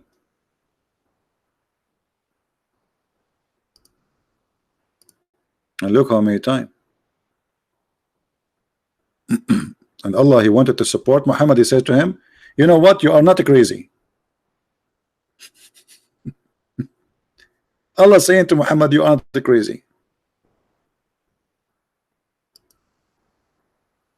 But the man who tried to commit himself, suicide himself, he cannot be a normal.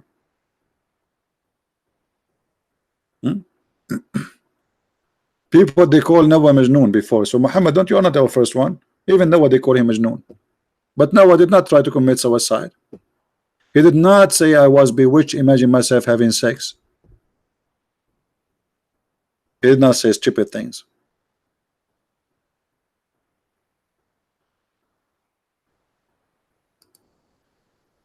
What the Arab they say when they see Muhammad reciting Quran?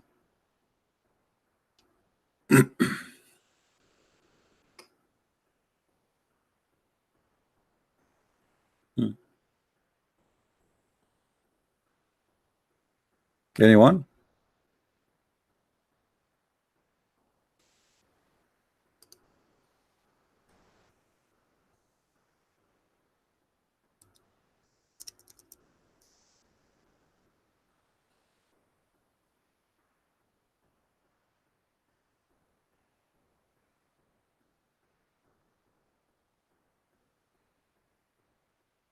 Any Muslim?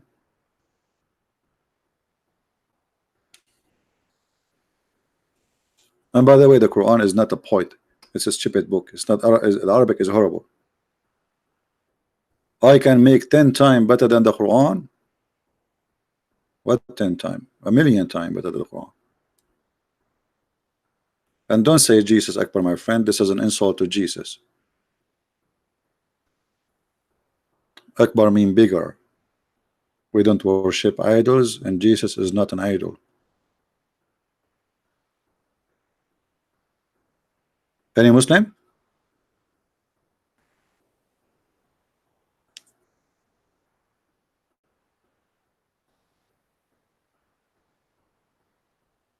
So what Muslim they say to us about Muhammad was those articles? Obviously they are wrong, false. Muhammad was weird man. Muhammad was sometimes, you know, I mean, even the word crazy doesn't fit with him. Disgusting, crazy. Even the Muslims accuse him that he stole an underwear. I mean, have you ever heard of a prophet and his followers? They accuse their boss who took an underwear, and Allah, he made a verse about the underwear. Allah himself make a verse about the underwear, and what the verse saying? He did not take the underwear. Okay, what about you? Tell us where's the underwear? So imagine you are the head of the universe, and somebody accuse your prophet that he stole piece of clothing, and then you say to them he is not the one who took it. Okay, who is the one who took it? You are Allah, you are the one who knows. Obviously it's Muhammad who took it. So you send a message from the 7 galaxies saying to us Muhammad did not take it. Okay, what about you? Tell us who took it. Until now it's missing.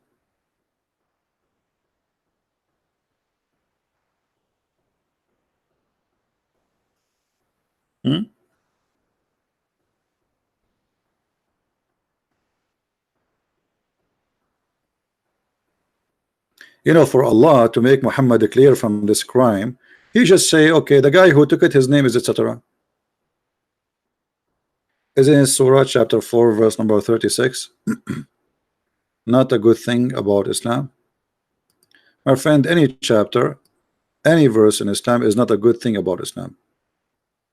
And that's why I'm saying to the Muslims, I challenge you to show me one good thing about Islam. Choose whatever you want. What good thing?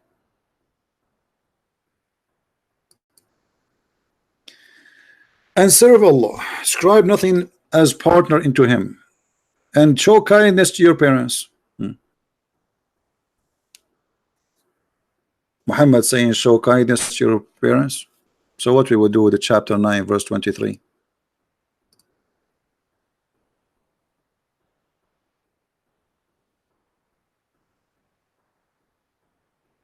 Isn't this the same book?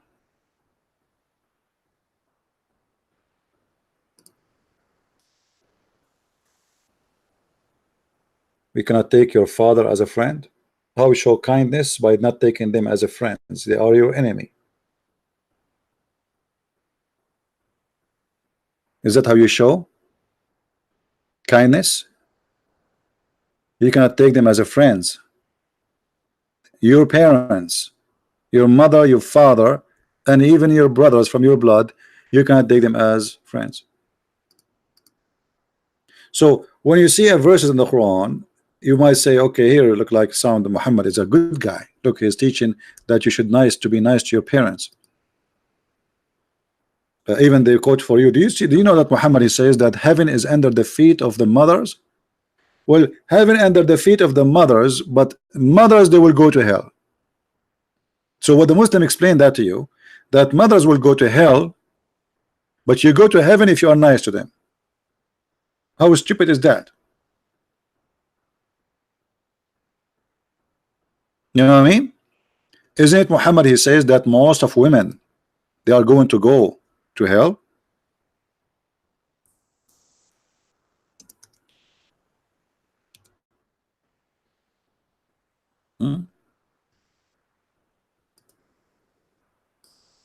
Are we making things up? Those are the mothers. Muhammad, he saw that most of people in hellfire are women. And Muhammad, he accused them that they have deficiency in their brain. This is why they will go to hell, which is showing us again that Muhammad is stupid, man. Because if I have deficiency in my mind, that should not be a reason to go to hell. God is all mighty, all justice.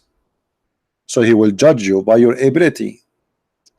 So if those women, they have deficiency in their mind, how that can be a reason to go to hell?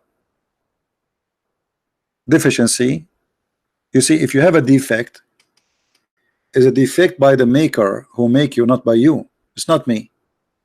Let's say I am born and I have a problem in my head. Okay, is God going to punish me the same as somebody he have a brain? No, that's not fair. Muhammad claimed that because women, they have they have a deficiency in their brain, that is the reason they will go to hell.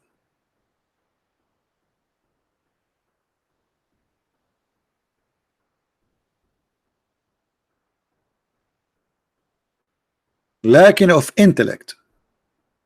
Have you ever heard of a stupid argument like this? Intelligence deficiency is something not of my choice. I can wish to be the most smart person in the whole world, but it's not a choice I can make. The one who made me. So how Allah is the one who made us, yet because he made us with deficiency we will go to hell? I have not seen anyone more deficient in intelligence and religion than you. Muhammad is speaking to who? To women.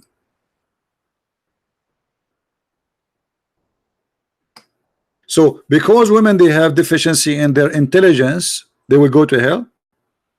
Muhammad is supposedly now he is smarter. He proved to us how women they have deficiency not only in intelligence, even in religion. Intelligence proven that women they are not equal to be witness as a one man in Islam. Two women equal to one man, and only they can witness in the case of borrowing money only. And what is deficiency in their religion? They have their period. Look at this stupid. You are the one who forbid them from praying when they have their period, and now you are saying because of that you will go to hell. Isn't it Allah who made women have menses? So Allah he made the women have menses, and because they have menses they will go to hell. Obviously the one who said that he himself he have deficiency. It's not the women. Do you understand me, guys? The one who said such a stupid statement, he himself is the one have deficiency, not the women. You can go to hell for something you did, not something you created with. That's stupid. So the deficiency in their brain is the guilt, and that will make them go to hell. And deficiency of having their menses, it's a guilt, they will go to hell with it. But both of them is not their fault. What kind of cult this cult is? Stupid. The whole point is Muhammad was trying to make them give a charity, give money, donation. This is why you see in the hadith it says when the women they heard that they start taking off their ears and their bracelet and they give it to Muhammad. This is the whole point. All cult leaders they try to make you pay them money. Make donation now so God will bless you. Give your money now so God will forgive you. And this is exactly. Okay, a second ago they will go to hell. Now after they give you their earring and their bracelet, they will go to heaven. All cult leaders they share the same thing. Where's your money? So the whole story here is about what? About giving me your money. That's why Muhammad in the Quran he said, give Allah a loan, a mortgage, Allah will forgive you.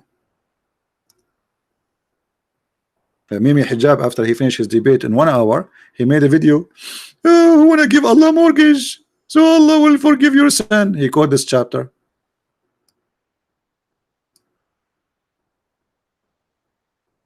He said to himself, I just finished the debate, the Muslim they like it, which is obviously hilarious, and now it's time to get the money. Not even an hour after he made the video saying, hey, if you lend into Allah a good loan, he would double it for you and forgive you. Why if you give Allah, why if you give Muhammad money, who Allah will take the money? Muhammad. Okay, why if we give money to Muhammad, Allah will forgive me? Explain to us. Just give you money and forgiven, and not only that, Allah will double it to me. Double it where? It's a bribe. You cannot bribe God. If you donate to Christian Prince, do you think you can go to hell or to heaven? That's have nothing to do with donation. You donate to Christian Prince, you do not donate to Christian Prince, you cannot bribe God. If a Christian Prince ever said to you, if you donate to me, you will go to etc. here or there, he's lying to you. People who ask you to give your money to be forgiven, obviously they are a scam. God don't forgive because you give some money. God can forgive you for being a person who repent. A person who is changing his life, who he was something bad and he became something different. He repent, he asked for forgiveness, he helped others. So the donation is not the way to go to heaven. And the one who says that to you is absolutely a liar, and he is trying to fool you.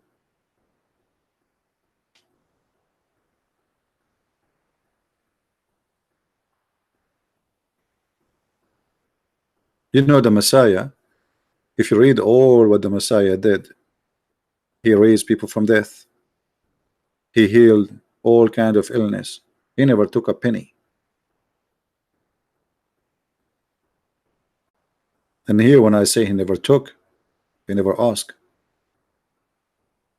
He never say, if you pay me, I forgive you. And supposedly, remember, we are talking about the Messiah who we believe is God. While the God of Muhammad asking, begging for money, claiming that if you give him money, it's a loan, he will forgive you. The Messiah, he was saying totally the opposite about money.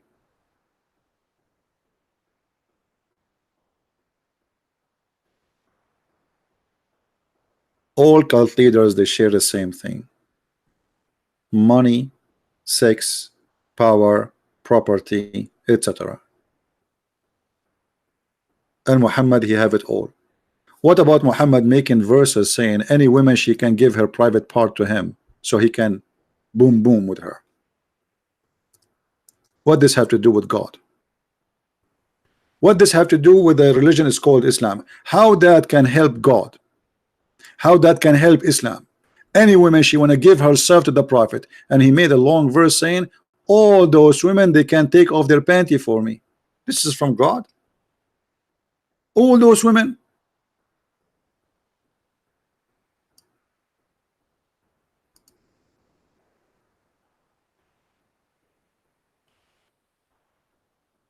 Somebody saying, CP, you can't do that now. If you deceive you're a student, we accept that. I don't know what you mean. What kind of a prophet? He says any woman, she want to give herself to the Prophet, and this is a privilege for him. And look, the Muslim, by the way, they translate the word yastankihuha, which is ing, if in her, not marrying her, as a privilege only to thee. All of this about women, a privilege only to thee. Isn't it obvious?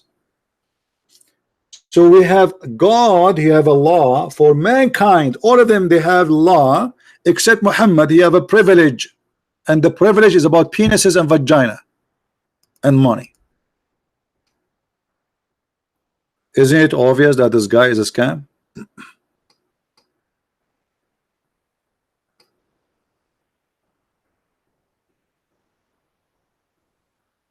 Privilege to thee?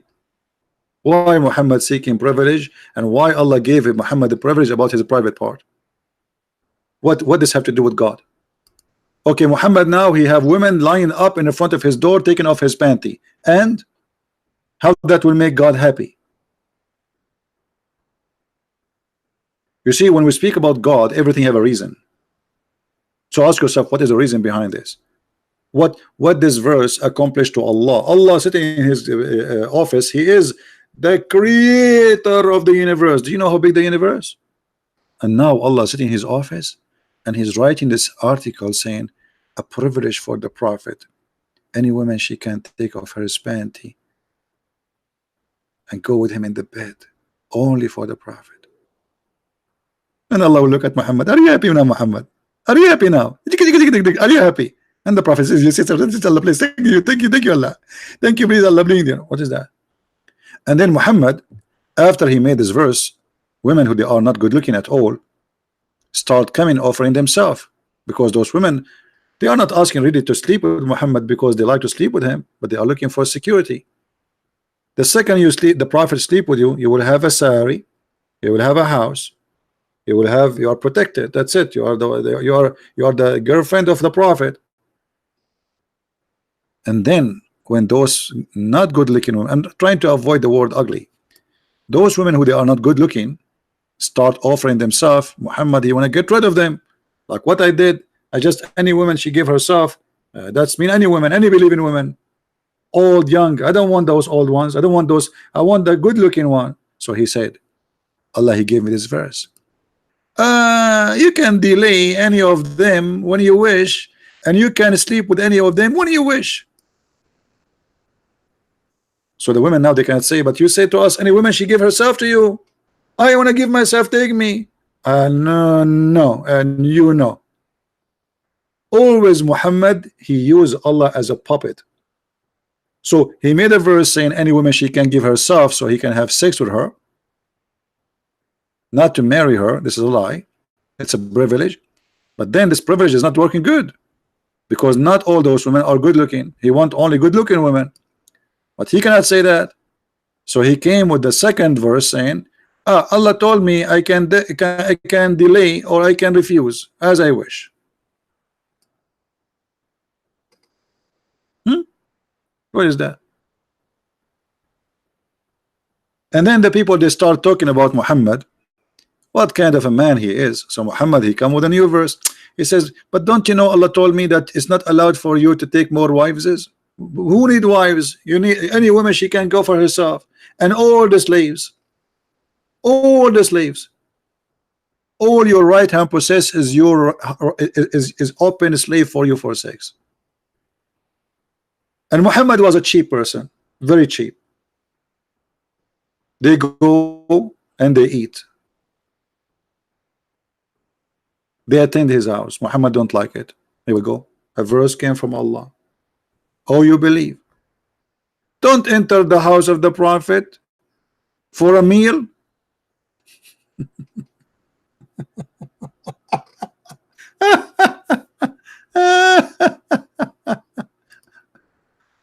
Okay, guys. I forgot to tell you that Allah told me that you are not allowed to visit a Christian prince when he have a meal in the table. Let me finish, okay, and I'll meet you outside. Don't enter my house. What is that? This is a house of a prophet.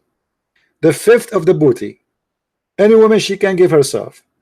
Women, they are taking their earring and their bracelet, giving it to Muhammad, and now he is worried about a dish. A poor guy will come to his house and he will eat it.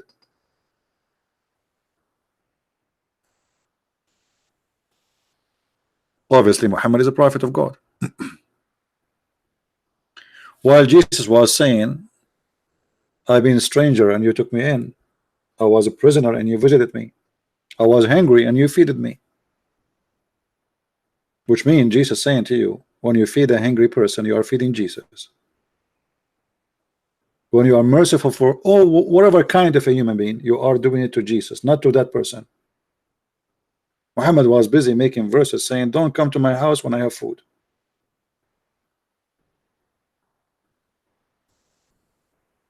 What does this have to do with God?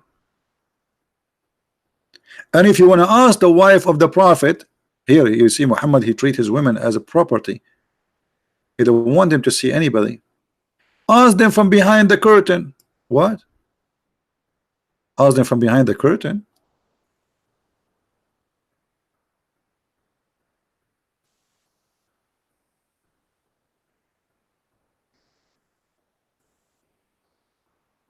Why? The wives of the prophet were naked?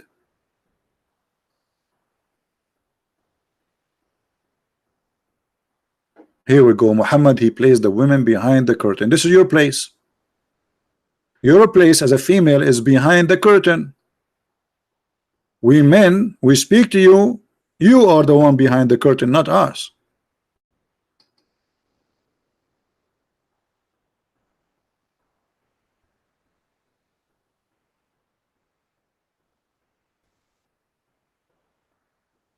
What do you think, Muslims?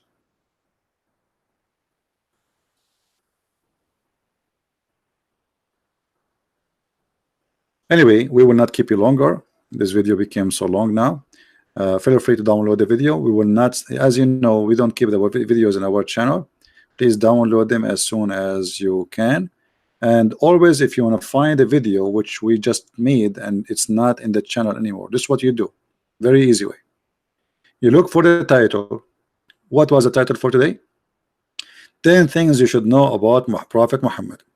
You learn, you search for that title and you go to filter in YouTube. You filter it for the last 24 hours or even maybe a few hours, 2 hours or whatever, 1 hour, and then you will find those who are posting my video in their channel, so you can either download or you can watch the video, or even you can go to Patreon where I re-update the link before I delete. So I want to say thank you guys for being here. And as you see, we reject Muhammad for millions and millions of reasons, and we are the Arab who speak Arabic. We found the Quran a very stupid book in every way, in every mean. Scientifically stupid, grammatically stupid, language stupid, errors stupid, history stupid.